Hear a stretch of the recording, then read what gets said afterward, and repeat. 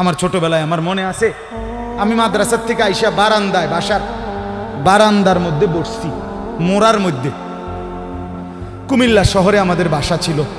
আমার মা রান্না করে আমার ওইখান থেকে বলতেছে, আনিস মোরা উল্টাইয়া, মানে তুই ফিরা, মার দিকে ফিরাব। আমি মার দিকে আরেক দিকে তাকাইছিলাম, তা আমি ফিরা বসছি। তাই বললাম, মা কি হয়েছে? ওই ঘরের জানালা দিয়া ওই বাড়ির পাশের বাসার কাজের মেয়ে তোর দিকে চাইয়া রইছে। মা এটা দেখছি, এই জন্য তোরে বলছি ঘুরা মার দিকে ফিরা বসতে। মার নজর, মা নজর রাখছে। আমি জীবনে একবার, শুধু আমার পুরা জীবনে একটা সাদা টুপি কিনছিলাম একবার, যে টুপিটার মাঝখান দিয়া ছোট্ট ছোট্ট লাল লাল এই ছোট্ট ছোট্ট কটা ফুল ছিল লাল কালারের। এই একটা টুপি শখ করে এমনি ভাল লাগছিল, কিনছিলাম ওই মাহফিলে যে দোকান বসে এডির থেকে। তখন আমি মাত্র নতুন চাকরি নিছি, পড়ালেখা শেষ করে বেতন হইছে অল্প টাকা। বাড়িতে গেছি, আমার আব্বা এটা দেখছে। দেখে বিকালবেলা আমার মারে কইতেছে, হেতে যে চাকরি হয়েছে পয়সা হয়েছে বুঝছনি? মারে বলছে। মায়ে কয় না, কি তো হয়েছে? টুপি দেখছো না, টুপি দেখো না, রঙ্গিলা টুপি পিনছে, বুঝাই তো যায় ভূতের বেতন হয়েছে, চাকরি হয়েছে।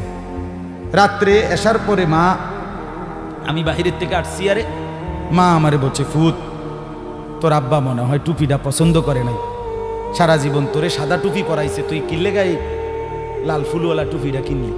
এই যে খুলে রাখছি, আর কোনোদিন পড়ি নাই। বাবার নজর, মার নজর। আমার ভাই, বাপ মার সেই আদর সোহাগ।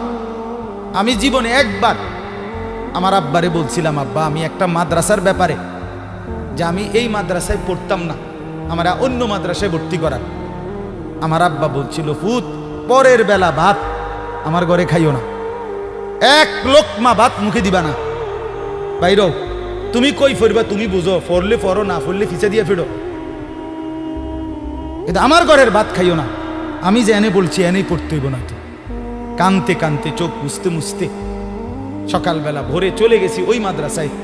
বুঝছি বাপ আমার এতটা শক্ত যে আসলেই আমারে বাদ দিবে না। বাবার সেই কঠোর শাসন, আজ আল্লাহর কসম মনে হয় আল্লাহর কথা আপনাদের সামনে বলবার তৌফিক দিছে।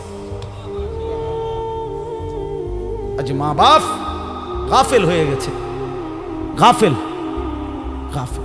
আপন ছেলে, মা বাপ বাইচা থাকতে আপন ঘরে ছেলেটা একদিনও ফজরের নামাজ পড়ে না, মা বাবার কলিজায় কোনো ব্যথা নাই। কেমনে মাইনা নেয় এটা? কিভাবে সম্ভব? আপন স্ত্রী, স্বামী তুমি বেঁচে আছো, তোমার স্ত্রী পুরা গ্রাম হাঁটে, পুরা মার্কেট হাঁটে, তোমার বেড়ি রে সবাই চিনে, সবাই চিনে বেড়ি রে। তুমি বেড়া বাচ্চা রয়েছো কেন? তুই ফাঁসি দেস না কেন? তুই মরস না কেন বেটা? কেন তুমি মরো না? আত্মমর্যাদা যদি মুসলমানের না থাকে, আত্মসম্মান না থাকে, আমার জীবনে আর রইলটা কি? আমার জীবনের আর আছেটা কি? এজন্য ছেলেদেরকে বলি, বাপ দিন শিখো, আল্লাহর কোরআন শিখো, নামাজকে ভালোবাসো, চেহারা সুন্দর হবে, আখলাক সুন্দর হবে, দুনিয়াতেও সুখ মিলবে, আখেরাতেও সুখ মিলবে। এই বন্ধুর কথা ফেলে দিও না।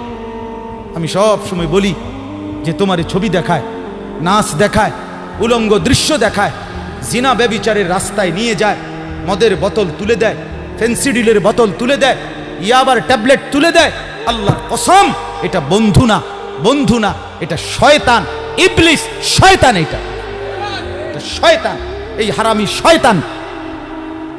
যেই মেয়ে তোমারে বিবাহ বহির্ভূত, যেই মেয়ের সাথে প্রেম করো, এই মেয়ে মেয়ে না, এটা সরাসরি ইবলিস, এটা শয়তান, শয়তান। এটা তোমারে ভালো করবে না। কোরআনে আছে কিয়ামতের দিন অসৎ বন্ধুর কারণে বহু নাফরমান জাহান্নামী পাপী নিজের আঙ্গুল এইভাবে দাঁত দিয়া কামড়াবে, কামড়াইয়া ছিঁড়ে ফেলবে। ইয়াউমা ইয়াআদ্দু যালিমু আলা ইয়াদাইহি, এই আয়াত। দাঁত কামড়াইয়া, আরে আঙ্গুল দাঁত দিয়া কামড়াইয়া ছিঁড়ে ফেলবে আর আফসোস করে বলবে, ইয়া লাইতানি লাম আত্তাখিজ ফুলানান খলিলা, হায় আমার মন্দ কপাল, যদি সেই অসভ্যকে বন্ধু না বানাইতাম। আল্লাহ নবী সাল্লাল্লাহু আলাইহি সাল্লামের চুল মুবারকের মতো চুল রাখবেন কোন দিন? নবী সাল্লাল্লাহু আলাইহি সাল্লামের মতো চেহারা বানাবেন কোন দিন? নবী সাল্লাল্লাহু আলাইহি সাল্লামের মতো পোশাক, সাহাবীদের মতো পোশাক পরবেন কোন দিন? নবী সাল্লাল্লাহু আলাইহি সাল্লাম যেভাবে ঘুমাতেন সেই ঘুমাবেন কোন দিন? নবী সাল্লাল্লাহু আলাইহি ওয়াসাল্লাম যেভাবে স্ত্রী ছেলে মেয়ের সাথে সংসার করতেন সেটা করবেন কোন দিন? নবী সাল্লাল্লাহু আলাইহি সাল্লাম 5 ওয়াক্ত নামাজ পড়তেন, সেটা শুরু করবেন কোন দিন? নবী সাল্লাল্লাহু আলাইহি সাল্লামের স্ত্রী মেয়েরা শতভাগ পর্দা করতেন, সেটা আপনি শুরু করবেন কোন দিন? নবী সাল্লাল্লাহু আলাইহি সাল্লাম আজীবন হালাল খাইতেন, আপনি হালাল খাবেন কোন দিন? সুদ ছাড়বেন কোন দিন? ঘুষ ছাড়বেন কোন দিন? ওজনে কম দেওয়া ছাড়বেন কোন দিন? মিথ্যা বলা ছাড়বেন কোন দিন? নবী সাল্লাল্লাহু আলাইহি ওয়াসাল্লাম ভিন নারীর থেকে নিজেকে হেফাজত করতেন, আপনি নাচ দেখা, গান দেখা, সিনেমা দেখা, নর্তকী দেখা, নাটক দেখা, জিনা করা, ব্যভিচার করা, অসভ্যতা করা, এটা ছাড়বেন কোন দিন? বলেন আমারে। হ্যাঁ, নবীর ভালোবাসা এটা মামুর বাড়ি, হ্যাঁ, এটা আপনার নানার বাড়ি আর মামুর বাড়ি। আপনি ডুল্লা ডুল্লা কইবেন আর নবীর এশক মোহব্বতে আপনি বাইসা যাইবেন। চেহারায়, সুরতে, আমলে, আখলাকে জিন্দিগির কোথাও রাসূলুল্লাহ সাহাবীদের তরিকা থাকবে না, আপনি নবী প্রেমিক হবেন। এত বড় মিথ্যা নিজের জন্য ফয়সালা করেন না, নিজের ব্যাপারে এত বড় ভুল করেন না বাপ, নিজের এত বড় ক্ষতি করেন না। অনুরোধ আমার ছেলেদেরকেও বলি, বাপ, এই যৌবন, এই বয়স আল্লাহ তাআলা ইবাদতের জন্য দিয়েছেন। কোরআনুল কারীমে আল্লাহ তাআলা বলেন, সুম্মা নুখরিজুকুম তিফলান, আমি মানুষের সন্তানকে প্রথম মায়ের পেট থেকে বাচ্চা আকারে বের করি।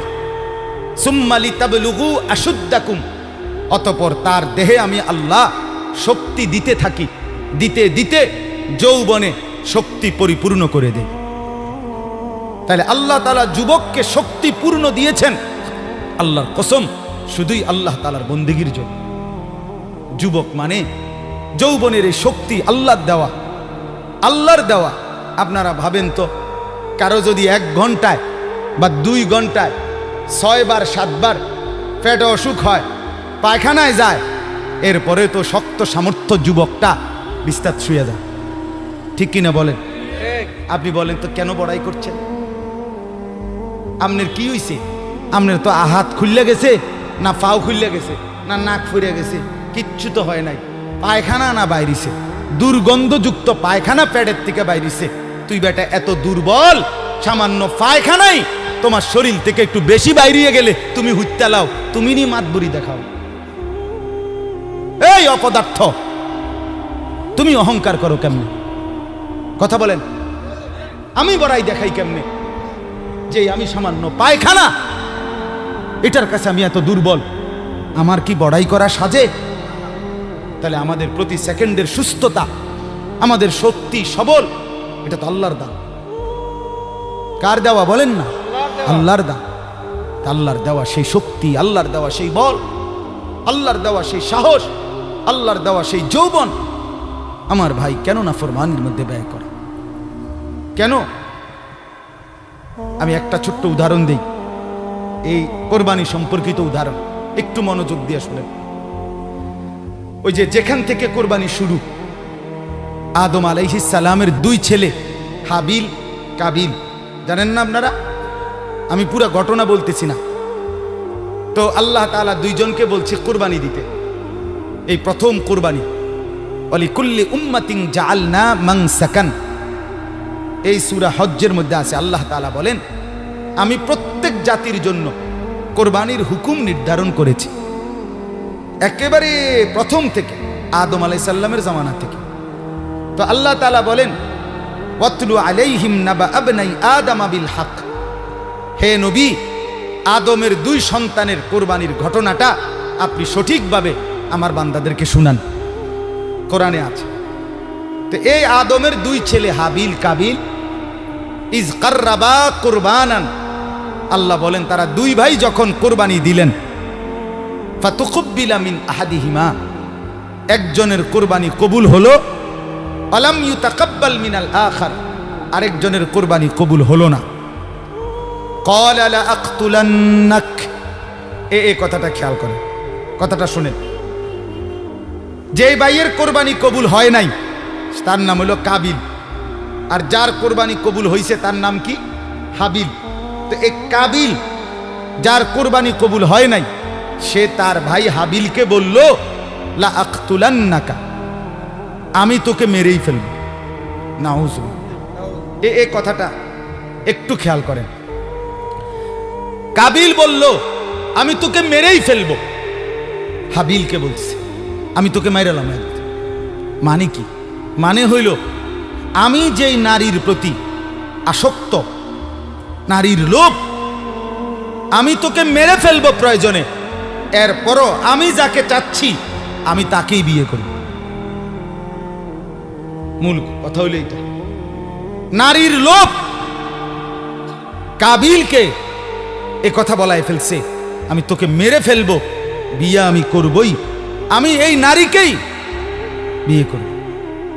অথচ এই নারীকে বিয়ে না করতে নিষেধ করছে এক নম্বরে সরাসরি আল্লাহ, কারণ এটা আল্লাহর হুকুম। বিয়ের যেই পদ্ধতিটা আল্লাহ বলছে, কাবিল তার উল্টাটা করছে, চাচ্ছে, তাহলে এটা প্রথম কার হুকুম? দুই নাম্বার, আদম আলাইহিস সালাম উনি একজন নবী কিনা, তাহলে এটা নবীরও হুকুম। তিন নাম্বার, আদম আলাইহিস সালাম এই কাবিলের বাপ কিনা, এটা বাবারও হুকুম। চার নাম্বার, কোরবানি করো দোনোজনে, যারটা কবুল হবে তার সে বিয়ে করবে, এটা হলো আল্লাহর বিধান, মানে শরীয়ত। এটা কি? শরীয়ত। এই কাবিল এই নাফরমান নারীর লোভে সে বলল আমি আল্লাহর হুকুমও মানি না, আমি নবীর হুকুমও মানি না, আমি বাপের কথাও মানি না, আমি শরীয়তও মানি না, আমি এরই বিয়ে করি। খেয়াল করছেন? নারীর আসক্তি, নারীর লোভ, হারাম প্রেম, হারাম ভালোবাসা তারে কত জঘন্য পরিণতিতে নিয়ে গেছে। সে বলতেছে আমি আল্লাহর হুকুমও মানি না, আমি নবীর হুকুমও মানি না, আমি বাপের হুকুমও মানি না, আমি শরীয়তও মানি না, আমি এরই চাই। এই আজকের যুবক, আজকের নওজোয়ান ছেলে মেয়েদের হালাত এটা। আমি আল্লাহকে মানি না, আমি রসুল মানি না, আমি মা বাবার সম্মান ইজ্জত, বংশের মর্যাদা, গ্রামের ইজ্জত কিচ্ছু মানি না। আমার দরকার আমার মোবাইল, আমার অশ্লীল ছবি, অবৈধ প্রেম, হারাম ভালোবাসা, কোনো মেয়ের সম্পর্ক, জিনা ব্যভিচারের সুযোগ, অশ্লীলতা, বেহায়াপনা, পার্ক, রেস্তোরাঁ, বিনোদন কেন্দ্র, হোটেল মোটেল, অথবা কোনো চিপা গল্লি, অথবা গোপন কোনো অসভ্য জায়গা। আমার দরকার নারী, আমি আল্লাহ মানি না, রসুল মানি না, মা বাপ মানি না, শরীয়ত মানি না, আমি চাই নারীর আসক্তি।